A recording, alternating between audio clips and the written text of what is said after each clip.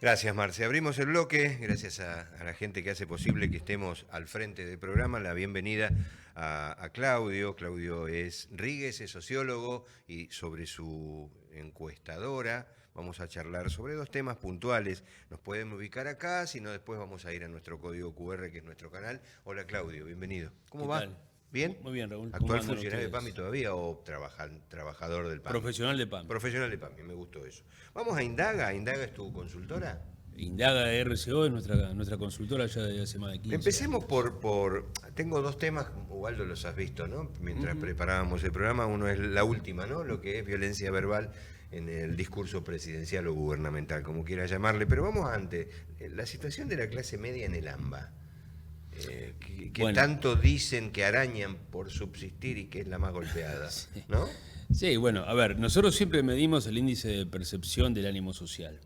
En este caso en particular, en el último trimestre, lo que hicimos fue además una particularidad respecto de la situación de la clase media. ¿Por qué la clase media? Porque lo que veníamos notando, digo, tampoco estamos diciendo nada novedoso, pero lo que veníamos notando es que la clase media está soportando fuertemente el ajuste que hoy se está viendo dentro de la situación de las personas, de la situación de la familia, de la situación del empleo y sobre todo una cuestión vinculada con a quién le atribuyen la responsabilidad de lo que le está pasando. Más la clase media que otro grupo social, que aquel En, que está más abajo de la clase en media. este estudio que hicimos en el último trimestre hicimos un análisis particular sobre la clase media y hoy es la clase media la La que que soporta. adjudica una mayor responsabilidad de lo que le está pasando a las políticas del presidente Milei que lo que pasaba hasta hace 2 trimestres atrás. Quiero decir, entre abril y septiembre hay un aumento importante de una postura absolutamente negativa y de esta creencia, ya sí en la clase media, vinculada a que lo que está pasando desde el punto de vista de su situación personal, económica y familiar y del empleo, depende fundamentalmente de las políticas que se están poniendo en marcha. Hay dos números que anoté, son chiquitos, no sé si son exactos, pero mira, 56% insatisfechos por la situación social, parte de lo que estás contando. Y arriba del 72% preocupados por perder el trabajo, Bueno, los que lo tienen. sí, bueno, pero eso también, digo, es un dato bastante crucial en este último informe, porque lo que indica que la mayor preocupación hoy es la pérdida al, digamos, trabajo o la otra cuestión, perder el trabajo y no volver a conseguir empleo. Y mucho de lo que hemos consultado desde el punto de vista de la clase media tienen más de un empleo, es decir, hacen más de un esfuerzo para poder llegar a fin de mes. Ahora, Claudio, esto que te preguntaba Raúl respecto a qué sector, en este caso de la clase media, resulta afectado o es el exponente de este cuadro de situación. Ahí en el mercado del trabajo también no hablamos de cuestiones que pueden sonar como ventajas comparativas de la clase media respecto a tener un trabajo registrado en blanco, cosa que no ocurre en otros niveles más bajos de la sociedad. Bueno, en parte sí y en parte no. Digo, hay un sector importante, digamos, de la clase media. Nosotros cuando hicimos el análisis de la clase media, lo estamos haciendo desde el punto de vista de los ingresos y de digamos, la situación de cobertura de salud, es decir, obra social o prepaga, y fundamentalmente también desde el punto de vista de la instrucción. ¿Qué marcos de Digo, ingresos manejaron? bueno, el ingreso promedio de estos sectores de clase media está entre 1.200.000 y 1.300.000 pesos, trabajadores registrados. Quiere decir que están en relación de dependencia, que tienen una obra social y que además están bajo convenio colectivo. Ahora, la canasta básica, no lo digo yo, lo dice el propio INDEC, la canasta básica total es de 964.000 pesos. Y estamos hablando de un salario promedio de 1.200.000 a 1.300.000 pesos. Quiere decir que están ahí, ¿se entiende? Digo, lo que uno tiene que pensar es que si uno cobra menos de 964.000 pesos, para el INDEC es considerado pobre. Quiere decir que la clase media lo que está empezando a ver es que empieza a tener un descenso social. Hay un viejo apotegma en sociología que dice que la clase media sueña para arriba o teme para abajo. Y lo que nosotros hemos visto en este último estudio es que la clase media ya está empezando a, digamos, temer Abajo, claro. porque ve su propio descenso social. Ahí, en esas cuestiones que afectan esa progresión social y que en todo caso condenan, ¿no?, hacia abajo, ¿qué pasa con esa gente que de repente, acostumbrada a ciertos estándares como educación privada, salud privada, tienen que resignar eso? Porque hay un problema ahí, no hay un Estado presente que lo esté esperando. hoy por hoy? ¿Cómo lo evalúan? Bueno, ahí nosotros hicimos una consulta respecto de la importancia, ¿no?, del rol del propio, digamos, Estado. La clase media considera que el rol del Estado es importante, ¿sí? Muy a pesar de lo que se cree, que, bueno, por lo general a mayor instrucción o a mayor poder adquisitivo, digamos, el Estado no debería ser tan importante, o el rol del Estado, ¿no? Digo, acá en el espectro de, digamos, clase media que nosotros hemos consultado, sí se le da una importancia al propio Estado. Ahora, sí es verdad esto que empezaron a bajar los niveles, digamos, de cobertura en el caso, por ejemplo, de la medicina prepaga. Es decir, se pasó de una empresa de, digamos, prepaga de buena calidad a otra de menor calidad, y algunos ya están en el esquema del hospital público. Sí, sí. Lo mismo ocurre con el tema de la educación privada, pero yo te diría que en este caso hay mucho más esfuerzo de los sectores de clase media de poder conservar todavía el tema de la escuela parroquial o privada para sus hijos antes que sacarlo. Es decir, lo digo de otro modo, prefieren bajar de categoría en el espacio de cobertura de salud o a una empresa de prepaga de menor calidad o ir al hospital público antes que perder la educación privada o parroquial para sus propios hijos. Pero están en un proceso de, digamos, descenso.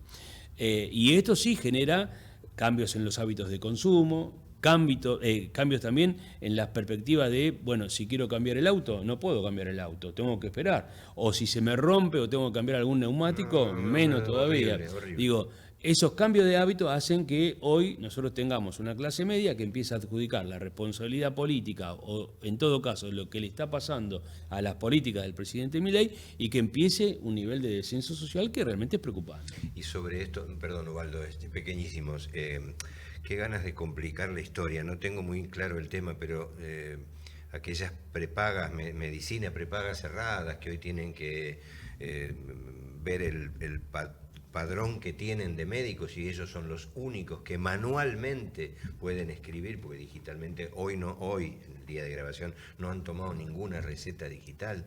Qué ganas de complicar la existencia, digo, eso no allana ningún camino tampoco, ¿no? Hasta bueno, en eso. Bueno, digo, sí, eso es totalmente cierto. Digo, Se pueden abrir innumerables pero ventanas, ¿no? puntual, es puntual lo que acabas de mencionar, Sí. el riesgo de correr, y hablando con directores de hospitales cercanos por el laburo que uno hace, están no colapsados, pero al borde de, ¿no? Sí, la sí, cantidad de gente que Sí, está sí. yendo, que te das cuenta que hay gente que ha tenido prepaga muchos años de su vida. No, sí. Además, si a eso le sumás el costo de los remedios, el costo de los medicamentos, es imposible. Digo, ahí hay un aumento notable. ¿Cuánto de estos números que ustedes evidencian en el último relevamiento respecto a la atribución ya presente de la gestión de Milei en el cuadro de situación que se vive, se traduce en lo que puede afectar la imagen del presidente? Porque esta semana también otras consultoras que fueron profusamente difundidas por medios afines al gobierno hablaban de un crecimiento de la imagen positiva de Javier Milei. Bueno, esa es una buena pregunta, porque si yo tengo que dar una definición, diría que hoy el gobierno o la figura del presidente Milei está competitiva. Digo, a pesar de todos estos desarreglos que hay en la vida cotidiana y sobre todo en los sectores de clase media, todavía sigue habiendo alguna esperanza tenue, pero esperanza al fin que en algún momento esto va a cambiar y que efectivamente la economía va a hacer un rebote. Esto todavía no se ve. Digo, de hecho, lo que sí está bajando es el índice, digamos, el dato del 4% mensual. Índice de inflación. El índice, exactamente. Eso sí bajó, pero un costo social bastante importante, como el que estamos mencionando. La clase media empieza a tener un descenso social. Sin embargo, digamos, todavía hay como dije, una esperanza que efectivamente esto pueda llegar a tener algún rebote positivo. Lo que no se ve es esto todavía, porque si bien está cerrado todo el esquema financiero desde el punto de vista económico, lo que no se ve que haya un rebote desde el punto de vista productivo y mucho menos de la generación de empleo. Por eso validamos el dato cuando decimos que el 72% teme perder el trabajo, porque no se avisora, digamos, que efectivamente haya la creación de empleo genuino o políticas productivas. Vamos a sugerirle que se queden, nosotros nos queda un temita más ahora corto y después ampliamos en el canal de YouTube por las dudas, porque surgen un montón de preguntas, estamos más tranquilos ahí con más tiempo. Hablar tan mal de Ginés, ¿no? Del doctor Ginés González García, enterrar a una expresidenta y ponerle el último clavo del cajón. Digo, eso es humillación, eso es agravio, eso es violencia verbal, eso los llevó a la segunda muestra que tienen hace poquitos días. Bueno, vos sabés que nosotros hicimos todo un análisis respecto si si medíamos o no el concepto de violencia verbal en el discurso político del presidente. Decidimos que sí, que hay que hacerlo porque en realidad la utilización del agravio, de la destrucción del otro, va generando obviamente un clima de violencia verbal, pero también va generando, digamos, una violencia en la reacción de aquellos que reciben ese propio agravio. Lo que hemos detectado es que es una modalidad del presidente. Ahora, el problema es si es una modalidad del presidente o de su espectro político, que implica que para poder crecer o construir desde el punto de vista político hay que defenestrar al otro. Digo, al punto tal de llegar, como dicen ustedes, a hablar mal de alguien que está muerto, o decir una barbaridad de alguien que está muerto. Pero una verdadera barbaridad. Exactamente, exactamente. O de plantear que, bueno, él, digamos, estaría feliz si pudiera meter un clavo en el ataúd de Cristina Fernández de Kirchner. Realmente es una barbaridad desde el punto de vista político. Digo, ¿qué opina la gente que el patrón de gente que entrevistaron o que consultaron? Bueno, la gente está en contra. Digo, ahora cuando uno plantea... ¿Es la respuesta? ¿Automáticamente te dicen estamos en contra? Están en contra, sí, hay un 56% que dice que está en contra de la violencia verbal que ejerce el presidente. Ahora, cuando uno indaga un poquito más, lo que descubre ahí es que muchos de los que dicen, digamos, que están en contra, justifican eso diciendo que Milei es así, que forma parte del discurso político. Ah, mira. En una charla de café, perdón, sí. Claudio, yo te diría, al presidente le rinde eso. Bueno, es que yo creo que socialmente, y acá tenemos una gran responsabilidad, y fue motivo de debate en algún momento respecto a las redes sociales, los presuntos discursos del odio y también la prensa tradicional, porque uno piensa que también a la vuelta de la esquina la gente votó a un candidato al que se vio golpear a una persona en público, como fue el caso de Alberto Fernández. Socialmente no está muy aceptado eso, pese a lo que nosotros pensemos en un micromundo, y lamentablemente. Bueno, yo creo que ese es un problema serio. Hoy tenemos exactamente, hoy tenemos una sociedad violenta. Yo diría más, tomando lo que vos decís, Ubaldo, el lenguaje de Twitter pasó a ser el lenguaje del Estado. O en este caso, el lenguaje de Twitter pasó a ser el lenguaje de un montón de funcionarios políticos que además son representantes, diputados, senadores, el propio presidente. Digo, es alguien que está permanentemente en Twitter. Y en Twitter no hay la búsqueda de un consenso, a ver de qué modo nos ponemos de acuerdo. Es todo agravio, insulto, violencia. Digo, esto sí es totalmente preocupante, porque estamos generando una sociedad bastante compleja desde el punto de vista de cómo hacemos para evitar tratar de no hacer insultos respecto de la otra persona, sino de generar consensos políticos. Ustedes fíjense esta contradicción. Al presidente le va bien en el sistema político y le va mal respecto de la opinión pública. ¿Por qué digo que le va bien en el sistema político? Porque siendo una fuerza absolutamente minoritaria desde el punto de vista parlamentario, logró acuerdos políticos. Sí. Quiere decir que ahí fue en la búsqueda de consensos. ¿Sí? Logró la ley bases, frenó el aumento a los jubilados. Tiene búsqueda de consenso político. Ahora, eso lo está pagando en la opinión pública, porque precisamente la gente no está de acuerdo con algunas de las cuestiones que él está logrando desde el punto de vista del sistema político.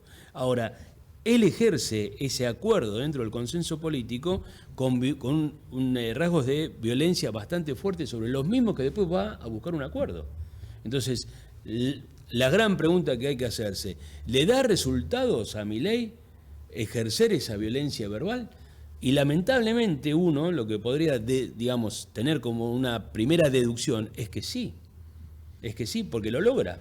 Claro. A los parlamentarios los ha tratado de basura, ratas, no quiero decir otro tipo de insultos, pero los ha defenestrado, y de todos los colores, y sobre todo a los cuales después busca algún tipo de acuerdo. Claudio Ríguez es sociólogo. ¿Digo bien, Claudio? Sí, ¿Contento correcto. con tu profesión? Sí, por supuesto. Bueno, sí. Con Indaga y con RSO. Llevó adelante un par de encuestas. Ahora entramos en eso. ¿Cómo está esta sensación social que contabas en el canal de la clase media, golpeada, arañando para tratar de sustentar, pero aún bancando esta política? Bueno, está con una visión, digamos, negativa respecto a lo que le está pasando desde el punto de vista personal o familiar, pero con una visión todavía de cierta esperanza respecto a lo que pueda pasar en el devenir de estos tiempos respecto a que la economía pueda tener algún rebote positivo. La esperanza son los números, es un dólar que baja, es un riesgo país que puede perforar los 900, es el índice de inflación, que es el que se espera ahora, sería 3 y pico. Después no hay un mango. ¿Pero es ese? Yo creo que es eso, pero también desde nuestro punto de vista y en un análisis un poco más amplio, me parece que también, digamos, el triunfo de Milei es una feroz crítica a la dirigencia política tradicional. Entonces, me parece que por un lado es algunos indicadores económicos, pero por otro lado también como que no quieren volver al pasado. Es decir, por ahora, digamos, el pasado es un pasado reciente, que lo ven como precisamente los que han causado gran parte, digamos, de los males que tiene la República Argentina hoy. A pesar que le adjudican a Milei una responsabilidad, digo, esa esperanza nosotros creemos que está, digamos, basada en que todavía no se ve desde el otro lado, es decir, desde la oposición, cuál podría ser, digamos, algún elemento de remedio a las consecuencias de las políticas del presidente Hay Milei. que asumir algunos valores económicos que están mejor, ¿no? Digo, la oposición enfrente se niega a asumirlos o a decir que algunos están bien. Yo creo que hay algunos índices que están bien, pero lo que no está bien, y son todos índices desde el punto de vista financiero. Vos tenés hoy una baja notoria del índice de, digamos, inflación, pero un costo social muy grande. Digo, la pobreza en estos 9 o 10 meses ha aumentado. Y lo que no se ve es una política productiva y de generación de empleo genuino. Todavía eso no se ve. Digo, hay una empresa muy importante, Toyota, que la semana pasada hizo una suspensión de 150 operarios. Digo, por dar algunos ejemplos, digo, no se ve un rebote todavía importante como para pensar en una proyección como está en el presupuesto 2025 propuesto por el propio gobierno de 5% del PBI el próximo año. Yo no creo que crezca 5% del PBI el próximo año. Por lo menos eso, hoy no hay un dato cierto. Y me gustaría retomar esto que planteabas recién respecto a la salida que busca la gente cuando el panorama actual no lo conforma, que siempre tiene que ver con una alternativa política, obviamente. Cuando hoy la gente mira a otro espacio que preponderantemente ha sido un espacio de poder como el peronismo, ¿pensás que la oposición política del gobierno de Milei está ocupándose de los temas de estos que vos planteás, de estos que revela la encuesta? Si uno toma la fuerza mayoritaria de la oposición, se encuentra que por lo que han salido a hacer campaña, a movilizar, han sido quién mandó a matar a Cristina Fernández y la elección del PJ. ¿Cuánto de eso representa las demandas necesarias que hoy tiene la gente? Bueno, me parece que hay una distancia bastante importante. Digo, porque eso cimienta también, ¿no? El emergente único que termina siendo Milei de ocuparse de la cosa pública. Bueno, no, pero seguro, es así. Mirá, yo creo que hay un análisis que también hay que hacer. Milei no fue contra la política. Milei fue contra lo político. ¿Qué es la política? La política es la competencia por el poder. No es que Milei dijo voy a terminar con el sistema democrático. Eso no lo dijo. Dijo voy a ir contra lo político, contra la casta, contra el Estado, soy un anarcocapitalista, hay que darle todo al mercado, al sector privado, etcétera, etcétera. Lo está cumpliendo. Sí, ahí va. Es decir, siempre dijo eso y la verdad que lo está cumpliendo. Lo que digo es que fue contra lo político. Ahora, fue contra lo político porque lo político evidentemente, digamos, no dio respuesta durante muchos años a cuestiones bastante cotidianas, como puede ser, que no haya sobresaltos económicos, que tengamos una economía más estable, más productiva, etcétera, etcétera. Sí, lo que hizo fue incorporar un montón de derechos e inclusión social, que realmente es para sacarse el sombrero, pero faltó quizás lo otro, porque no hubo una sustentabilidad en ese tipo de políticas. Y Milei fue sobre eso. Cuando ustedes ven al ministro de Desregulación, Sturzenegger, plantear, bueno, vamos a ir a auditar todo el tema del presupuesto de las universidades, pero además vamos a sacar algún tipo de, digamos, disposición para que no haya más convenios interadministrativos entre algún organismo del Estado Nacional y las universidades públicas. Y eso, la verdad que yo creo que es una barbaridad, que le quiten ese espacio de estudio, investigación, para poder hacer un trabajo conjunto entre un organismo del Estado y la UBA, por ejemplo. La verdad que para mí es una, digamos, locura. Yo creo que está mal. O que retiren el Estado de un montón de cuestiones que tienen que ver con el tema de la salud pública, con el tema de la educación pública, con el tema del empleo público también. Entonces digo, ahí hay un problema bastante serio porque eso está aceptado por buena parte de nuestra sociedad. Quiere decir que Milei, sobre lo político, sobre esto que él denomina la casta, realmente funcionó. ¿Sí? Entonces me parece que ahí está la gran respuesta. ¿Qué va a hacer lo político para poder enfrentar, digamos, a lo que plantea Milei sin discutir la política? Porque creo que es indiscutible hoy pensar, digamos, que vamos a seguir viviendo dentro de un sistema democrático. ¿Qué va a hacer lo político o quién? Jamás dijo Milei, yo voy a ir en contra del sistema democrático. Hasta ahora, digo, jamás lo ha planteado. Podemos suponer que avanza con algunas cuestiones, como esto de, digamos, un Estado más chico, etcétera, etcétera, pero bueno, por ahora la cosa se va a resolver votando. Quiere decir que la gente dentro de 2 años va a votar y dentro de 4 también. Bueno, ¿qué es lo que se va a hacer desde lo político para tratar de contrarrestar toda esta política, digamos, económica y toda este desguace social que está habiendo? Porque evidente, digamos, estamos teniendo cada vez una sociedad más chica, con modelos que son bastante probados. Digo, Milei tampoco está haciendo nada nuevo.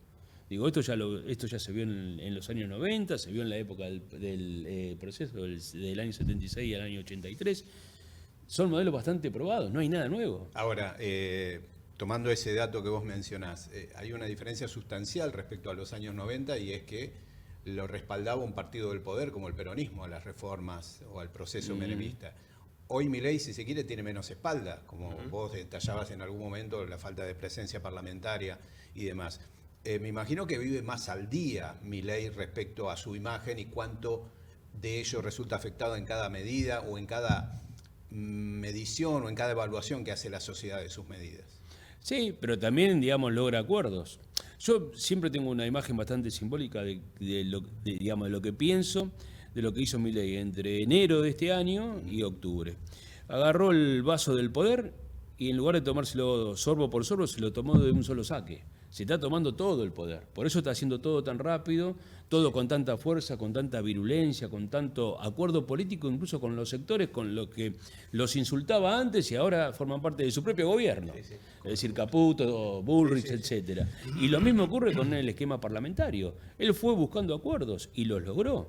Ese consenso hoy lo tiene. Es una fuerza minoritaria desde el punto de vista parlamentario que ha logrado todo. Y negocia con otros sectores en otros frentes del gobierno. Por ejemplo, en el judicial negocia más con el Unión por la Patria que con el PRO, por ejemplo. Sí, por eso. Entonces digo, es un problema, porque no es que se está moviendo mal, se está moviendo bien.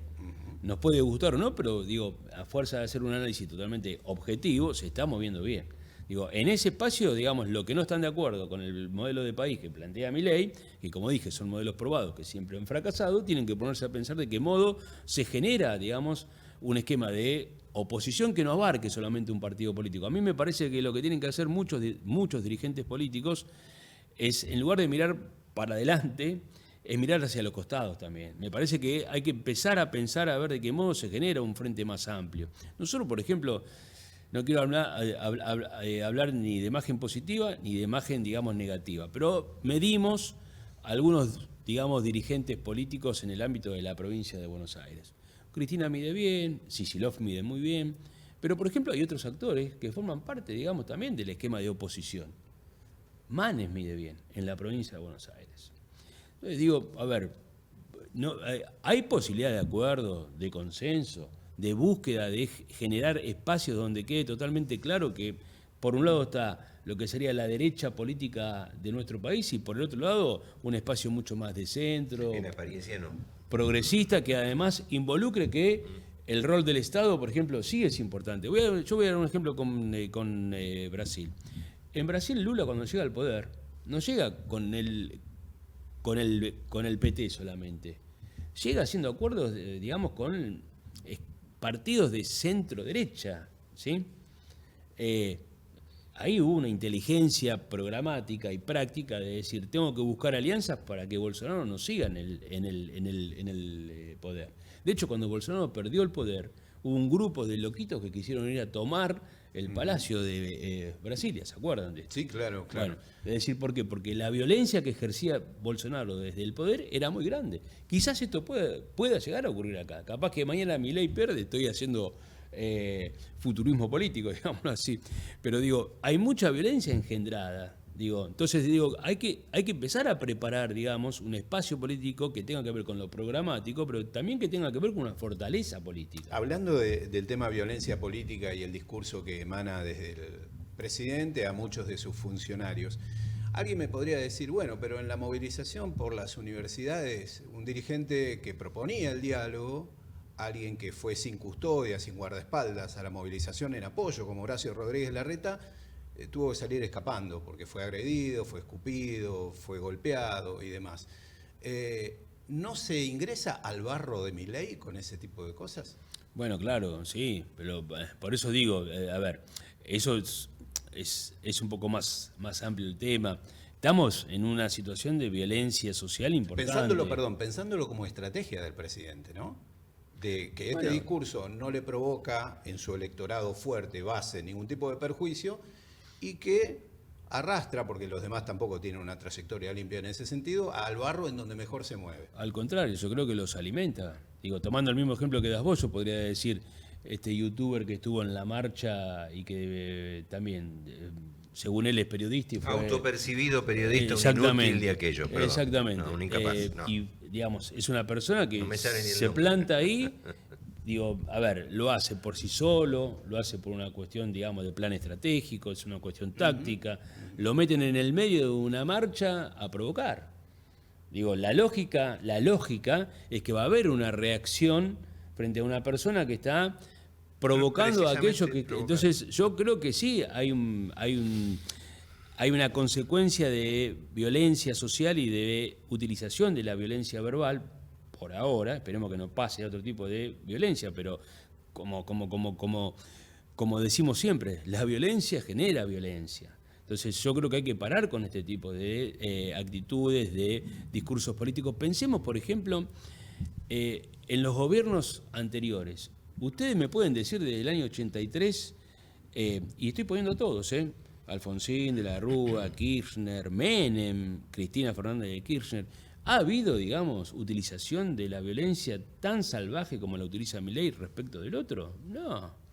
Yo te podría decir, no oficializado desde el discurso, no desde la propia palabra del mandatario, pero yo podría recordarte los scratches a Mirta Legrand, a periodistas, con invitaciones a los niños a escupir la cara o los rostros. Está bien, pero... te podría hablar de la violencia institucional durante la pandemia también. Está bien, a ver, de eso podemos hablar, pero son episodios, digamos, absolutamente aislados y que nunca fueron apalancados ni bancados desde el punto de vista del poder político. En este caso es la autoridad presidencial la que está insultando. Y además no son insultos cualesquiera. Son insultos que afectan no solo la dignidad de las personas, sino que además generan más violencia. Yo vuelvo a esto. Si alguien escucha la barbaridad, si yo fuera el hijo, de González García, no puedo soportar, digamos, que el presidente esté haciendo lo que dijo. Que voy a usar, tratándolo de hijo de puta, cuando en realidad fue un gran sanitarista. Pudo haber estado equivocado, sí, habrá cometido... todos en la vida, exactamente, pero todos tenemos errores en la vida. Lo mismo ocurre cuando él plantea el ejemplo del clavo. Son personalidades bastante violentas, no solo él, el propio Spert, por ejemplo. Dentro del esquema de lo que lo rodea a él, hay mucha violencia.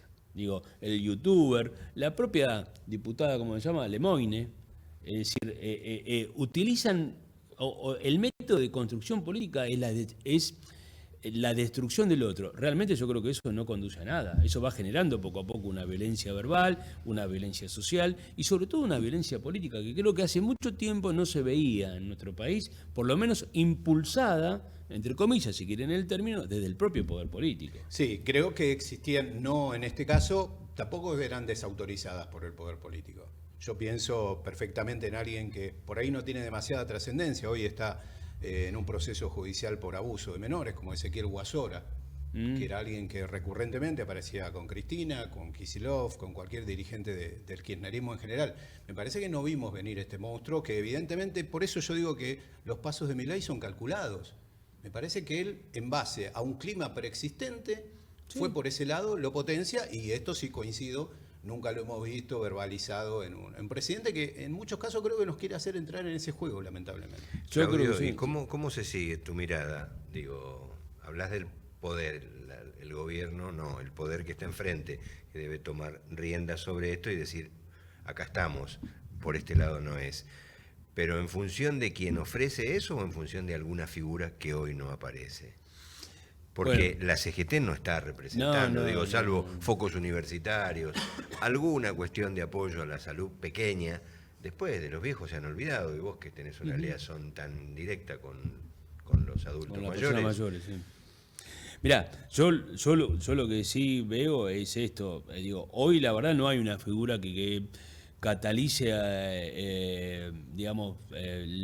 una figura casi excluyente, como para decir, bueno, es la persona para enfrentar a Milei o a quien sea. O que capitalice el sector. Exactamente. Eso, y que tome ese descontento. Hoy eso, digamos, desde el punto de vista de lo que es la estadística o las encuestas, eso hoy no se ve. El gobernador de La Rioja no es. No, tampoco lo es. Cristina no es. Digo, Kicillof no es, Máximo tampoco digo, es. No. Hoy no hay una única figura. Lo que sí me parece que hay es la posibilidad cierta de empezar una construcción de un espacio que genere poco a poco que aparezca o una figura o varias figuras, pero que se opongan decididamente a lo que es el modelo, digamos, que hoy se plantea desde estos sectores de derecha. ¿Entendés que quieran juntarse esas figuras? Pero yo creo que deben hacerlo. Bueno, pero que deban haber hecho. Bueno, pero digo, a ver, Milei creo que esto lo entendió perfectamente. Digo, ya está planteando el propio Milei y Macri, vamos a ir a un acuerdo político. Totalmente. El acuerdo político es porque piensan lo mismo y además porque buscan la destrucción del otro. Digo, el objetivo central es la destrucción del otro. ¿Vos asimilás a Macri con Milei en eso? Yo creo que Macri está jugando su propio juego y creo que, a pesar de lo que muchos suponíamos, entre ellos obviamente me incluyo, hoy está logrando volver a tener, digamos, una presencia política que... exactamente. Nos fuimos un poco de los temas que ustedes habían tratado en el relevamiento, ¿no? Pero es apasionante charlar y hablar en toda la perspectiva que se abre. Ahora, Claudio, hablábamos del tema de violencia, el tema de los indicadores socioeconómicos que afectan especialmente a la clase media. ¿Cuándo pensás que, es difícil trazarlo en tiempo exacto, pero porque hoy a Milei eso no le representa costo en términos políticos? ¿Hay un límite en el cual a partir del cual Milei pueda llegar a empezar a pagar eso? Porque eso podría condicionar sus políticas, podría. Bueno, yo creo que las consecuencias del modelo, digamos, económico, en algún momento, obviamente, eso se va a sentir. Digo, de hecho, lo que nosotros medimos, cuando medimos el índice de percepción del ánimo social, lo que medimos como conclusión es básicamente esto. La gente empieza a sentir que la verdad esto no está funcionando. Por ahora soporta, se restringe, se prohíbe, no tiene el mismo hábito de consumo, pero sabe perfectamente que esto no está funcionando. Se va acercando a un diagnóstico, no sabe a qué médico concurrir ni qué medicamento le va a recetar. Exactamente, más o menos es así. Claro. Pero sabe que esto, digamos, hoy la verdad no está funcionando. Soporta, aguanta, resiste, se restringe, como dije, pero en algún momento esto tiene que cambiar, porque si no, decididamente vamos a un escenario de conflicto social, no cabe duda. Y ese diagnóstico no sabe ni siquiera si se lo va a dar su prepaga, a la cual no sabe si la va a mantener. Descartarlo, por la duda descartarlo. Claudio, gracias, me quedaría un montón. ¿Piensan medir a Esper en la provincia? Sí, el gobierno ya está diciendo, no solamente haberlo lanzado así de boca, sino que es un hombre que mide muy bien. Bueno, mira, algunas encuestadoras colegas, no las voy a mencionar, pero puedo darle los datos. Lo midieron. No, mentira. No. Midieron y, por ejemplo, bueno, Axel y Cristina están bien, digamos. Esper creo que está en un 22, 23 y Karina Milei está en un 19, 18. Digo, esos son, a ver, de todos modos yo creo que es sumamente prematuro, digamos, medir hoy, la verdad, es mi opinión. Un 20 de este muchacho, ¿no? Hoy sí, pero hay que ver qué de pasa. De la nada. Está bien, sí, pero digo, hoy sí, pero digo, hay que ver qué pasa. En un escenario en donde la consideración cambie. Claro, es decir, es esto. Yo sinceramente creo que lo que va a primar muchísimo, muchísimo de acá al próximo año va a ser la situación económica. Es decir, yo voy a esto. Si Milei ganó con el 56% de los votos, es porque, y él dijo siempre, yo soy un enemigo del Estado, anarcocapitalista, pero ese 56% representa que un montón de trabajadores y trabajadoras del Estado lo votaron. El médico del hospital público, el docente de la universidad pública, el empleado de PAMI, el empleado de ANSES, el empleado de aduana, el empleado de AFIP, no sé, digo, los agentes de seguridad, digo, terminaron votándolo a Milei, ¿sí? Hay un montón de análisis para hacer sobre eso, pero terminaron votándolo. Hoy están empezando, digamos, a padecerlo, digo, porque son los que están sufriendo buena parte de este ajuste desde el punto de vista de que el gobierno está haciendo lo que siempre dijo que iba a hacer. Voy a cerrar el Estado y voy a tratar de sacarle todo lo que el Estado está haciendo para pasárselo al sector privado. Bueno, eso tarde o temprano, ¿sí?, va a tener alguna consecuencia. Súmenle a eso también que la cuestión económica por ahora no está ayudando. Entonces, para mí hay un factor clave que lo que puede llegar a medir el próximo año es qué pasa con la situación económica. Yo creo que una figura como Esper, que la verdad hoy tiene una aceptación de un 22%, en una situación como esta, en una situación económica compleja, con conflictividad social, en la provincia de Buenos Aires. Sí, hablamos de la provincia de Buenos Aires. Sí. Esos números, digamos, no los va a tener. No sí, lo va a sostener. No. Y además carece del carisma que nos guste mucho o poco, tiene Milei. Exactamente, sí. Gracias, Claudio. No, gracias a es ustedes. un placer, volvé. Sí, cuando quieran. Si tienen ganas de... Acá nos permitimos explayarnos un poco y a veces derivamos en un montón de cosas que seguiríamos preguntándole, pero tiene tenis y bueno, se nos va. Por decir una pavada grande, llévalo, gracias.